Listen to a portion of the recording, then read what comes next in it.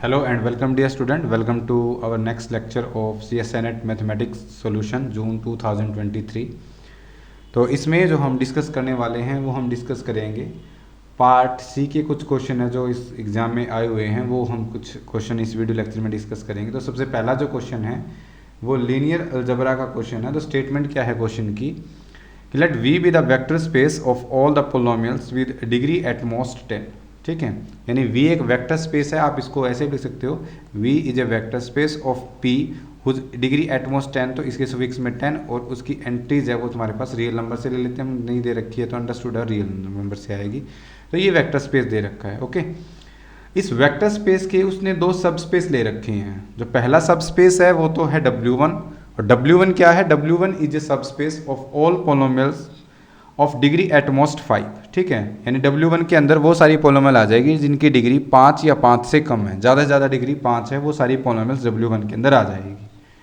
W2 is a subspace of V of all the polynomial whose sum of coefficient is 0। मतलब W2 के अंदर वो सारी पोलोमियल्स है जिन पोलोमियल्स के कोफिशिएंट्स का सम 0 आ जाता है। ओके, फिर उसके बाद W बोलता है वो W be the smallest subspace of V containing both W1 and W2। Then उसने चार ऑप्शन दे रखे हैं। पहला ऑप्शन दे रखा है उसने कि जो डायमेंशंस ऑफ W है वो एट मोस्ट 10 होगी। ठीक है, नेक्स्ट ऑप्शन बी है कि V और W है वो दोनों इक्वल होंगे। ठीक है, यानी जो W जो बात कर रहा है सबस्पेस की वो V के ही इक्वल हो जाएगा। और सी ऑप्शन में बोलता है कि W1 W2 के अंदर कंटेन होगा। और ऑप्शन नंबर डी में बोलता है वो dimensions of W1 intersection W2 is at most 5, ज़्यादा ज़्यादा 5 हो सकती है। ठीक है, तो इसको हम सोल्व करते हैं। सोल्व करने से पहले मैं सोल्व करते वक्त हम सबसे पहले W1 की डायमेंशंस निकाल लेते हैं। W1 इज नथिंग, W1 तुम्हारे पास क्या है? P5 है। ठीक है, P5x या R लिख सकते हो, यहाँ पे इंट्रीज R से आ रही है ज़्यादा पोलोमियल। तो यहाँ पे A0 plus A1x plus A2x square plus A3x cube plus A4x raise to power 4 plus A5x raise to power 5। तो टोटल यहाँ पे कोफिशिएंट कितने? 6 है। तो 6 कोफिशिएंट्स हम अपने अकॉर्डिंग भर सकते हैं। तो यहाँ से आप W1 की डायमेंशन निकाल सकते हो, वो कितनी हो जाएगी? 6। ओके, नाउ ये W1 की डायमेंशंस आ जाएगी। W2 क्या है तुम्हारे पास? W2 तुम्हारे पास ऐसी पोलोमियल्स है कंटेन करता है जिनकी कोफिशिएंट्स का सम क्या है? 0 है। यहाँ ज़्यादा से ज़्यादा ऑर्डर डिग्री क्या हो सकती है पोलोमियल की? 10 हो सकती है।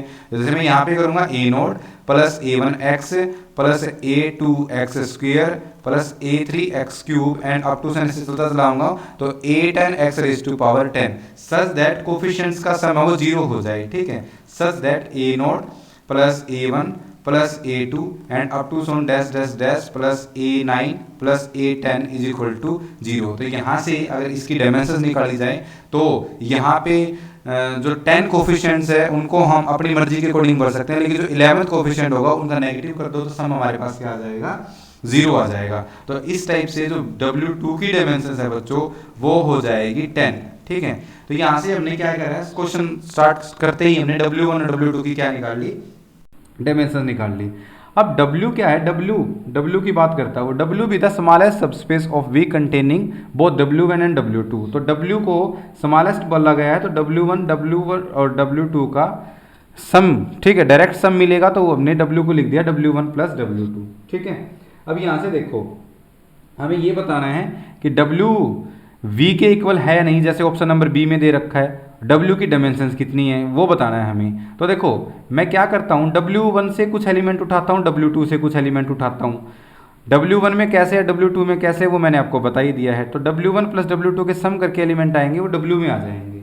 तो देखो मैं W2 से उठाता हूँ पहला एलिमेंट, मैंने ये पोलोमियल उठा ली x minus x raise to power 6, ये मैंने W2 से उठाई है। उठा सकता हूँ क्योंकि कोफिशिएंट का सम कितना है? 0 है। 1 माइनस 1 0 हो जाएगा। और W1 के अंदर वो सारी पोलोमियल है जिनकी डिग्री एट मोस्ट 5 हो सकती है, तो वहाँ से मैं एक पोलोमियल उठा लेता हूँ माइनस एक्स उठा लेता हूँ, माइनस एक्स W1 में होगी।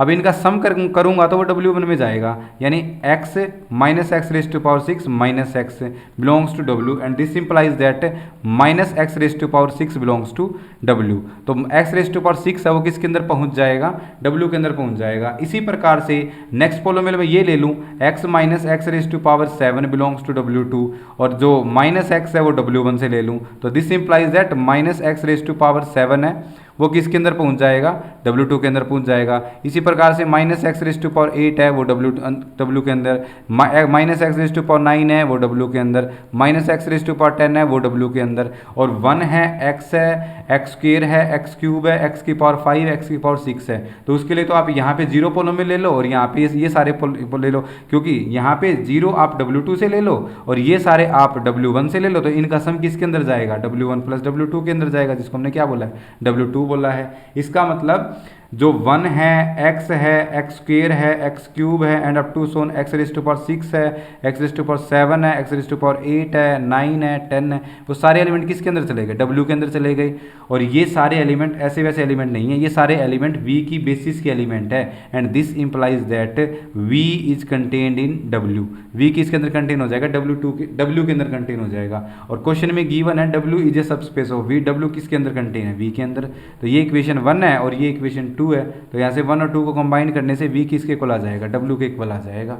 और V की डायमेंशंस कितनी है, V की डायमेंशंस 11 है, तो शुरू में मैंने बताया, तो डायमेंशंस ऑफ W है वो भी कितनी हो जाएगी, 11 हो जाएगी। इससे A और B ऑप्शन हम जज कर सकते हैं। यहाँ से A में बोलता है dimensions of W is at most 10, नहीं एटमोस्ट 10 नहीं 11 होगी, 11 होगी, तो जो A ऑप्शन है वो क्या हो जाएगा, गलत हो जाएगा। ऑप्शन B तो हमने निकाला ही है कि जो B है वो ये बोलता है कि V और W स्पेस इक्वल हो जाएंगे, तो वो इक्वल हो गए हैं, तो B ऑप्शन क्या हो जाएगा, ट्रू हो जाएगा। ओके, लेकिन जो ऑप्शन C है उसको मैं डिस्कार्ड कर सकता हूँ। उसको मैं डिस्कार्ड कैसे कर सकता हूँ, देखो ऑप्शन C में बोलता है कि W1 W2 के अंदर कंटेन होगा, लेकिन मैं एक ऐसा एलिमेंट दिखा दूँ जो W1 के अंदर तो है लेकिन W2 के अंदर नहीं है, तो हमारा काम खत्म हो जाएगा कि W1 W2 के अंदर कंटेन नहीं है। तो मैंने एक एलिमेंट ले लिया, take 1 plus x plus x square, ठीक है, ये एलिमेंट ले लिया मैंने W1 के अंदर। W1 के अंदर बहुत सारी पोलोमियल है जिनकी डिग्री एटमोस्ट 5 हो सकती है, ठीक है।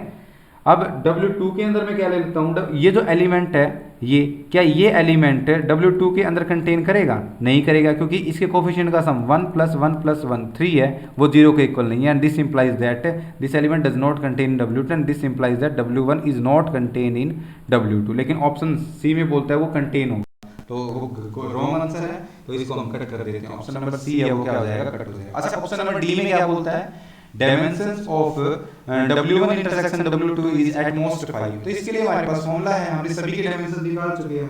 तो इसके लिए हमारे पास फॉर्मूला क्या है, डायमेंशंस ऑफ V या W लगा लीजिए is equal to dimensions of W1 plus dimensions of W2 minus dimensions of W1 intersection W2। तो यहाँ से हमें सबकी वैल्यू आई हुई है, डायमेंशंस ऑफ W कितनी आई हुई है, 11 आई हुई है, तो 11 इज इक्वल टू W1 की डायमेंशंस कितनी है, 6 है, इसकी डायमेंशंस कितनी है, 10 है, माइनस ये तुम्हें निकालनी है dimensions of W1 intersection W2।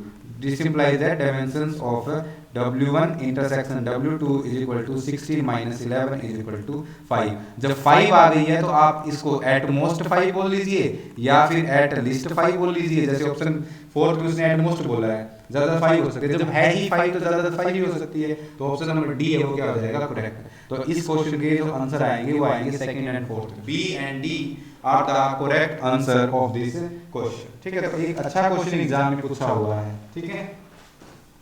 Now come to the next question. Next question पे आते हैं हम। आई होप आप सभी को ये क्वेश्चन समझ में आ गया होगा। अच्छा, सेम एक ऐसा ही क्वेश्चन मैंने इससे प्रीवियस वीडियो में कराया जो पार्ट बी में पूछा हुआ है इनिशियल वैल्यू प्रॉब्लम का, और अभी देखो पार्ट सी में भी एक क्वेश्चन पूछा हुआ है सेम इनिशियल वैल्यू प्रॉब्लम का, और सेम लॉजिक, बिल्कुल सेम लॉजिक, कोई इसमें डिफरेंस नहीं है क्वेश्चन में, सेम लॉजिक से हो जाएगा। देखो सबसे पहले पी स्टेटमेंट दे रखी है उसने, पहली इनिशियल वैल्यू प्रॉब्लम दे रखी है, ठीक है, dx upon dt is equal to x raise to power half such that initial condition is x0 is equal to 0। तो मैंने लास्ट लेक्चर में भी, इसे प्रीवियस जो वीडियोज है उसमें भी मैंने आपको बताया कि किसी भी इनिशियल वैल्यू प्रॉब्लम के trivial non trivial solution check कर लीजिए। अगर पहले ट्रिवियल चेक किया, ठीक है, ट्रिवियल चेक किया यानी x of t is equal to 0, तो यहाँ से करेंगे तो 0 is equal to 0, differential equation भी सेटिस्फाई और इनिशियल कंडीशन भी सेटिस्फाई, इसका मतलब trivial solution exist, trivial solution exist. और नॉन ट्रिवियल सॉल्यूशन के लिए इसको सोल्व कर लीजिए, आप इसको ऐसे लिख सकते हो x raise to power minus half dx is equal to dt, दोनों तरफ इंटीग्रेट कर दीजिए इसको, तो ये जाएगा तुम्हारे पास 2 into x raise to power half is equal to t plus c, and this implies that x raise to power half is equal to t by 2 plus c, and this implies that x is equal to t by 2 plus c का whole square. Initial condition लगा दीजिए, x 0 है तो t भी 0 है, तो x 0 t 0 है, तो यहाँ से क्या हो जाएगा, c की वैल्यू कितनी आ जाएगी 0, this implies that 0 is equal to c, और यहाँ से x की वैल्यू आ जाएगी टी स्क्वायर बाई 4, ये आ जाएगा इसका non trivial solution. Non trivial solution भी है, ट्रिवियल सॉल्यूशन भी है, जब ऐसा हो ट्रिवियल प्लस नॉन ट्रिवियल तो उसके इनफाइनेटली मैनी सॉल्यूशन एग्जिस्ट करते हैं, and this implies that p has infinitely many solution.